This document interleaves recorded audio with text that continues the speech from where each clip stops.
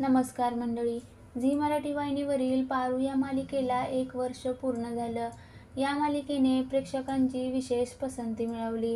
Valentine day निमित्त it's माझ्याला Sharayu व जयंत यांचा खास इंटरव्ह्यू घेतला. यावेळी शरयू आणि जयंतने त्यांची लव्ह स्टोरी शेअर केली. यावेळी लव्ह स्टोरीबद्दल बोलताना शरयू म्हणाली, आमची भेट सेटवर झाली. मी ज्या चित्रपटात काम करत होते त्याची निर्मिती जयंतने केली. त्यामुळे सेटवर आमच्यात फार कमी बोलणं व्हायचं. सुरुवातीला जयंत माझ्याकडे पाहायचा देखील नाही, कारण तो कामाच्या बाबतीत खूप प्रोफेशनल आहे. त्यामुळे सेटवर तो आणि त्याचं काम इतकंच असायचं.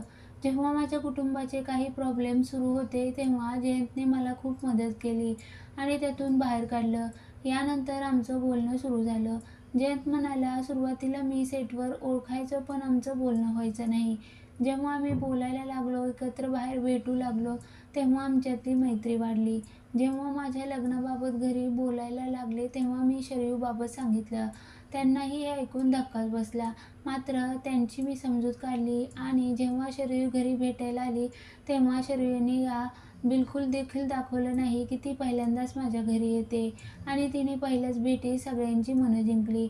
शरयू यावेळी म्हणाली की माझ्या घरी याला आधीपासूनच ओळखत होते, पण जेव्हा मी लग्नाचं बोललो तेव्हा त्यांना आश्चर्य वाटलं आणि सुरुवातीला त्यांनीही विरोध केला, पण मी मागे हटणार नाही यावर ठाम होते.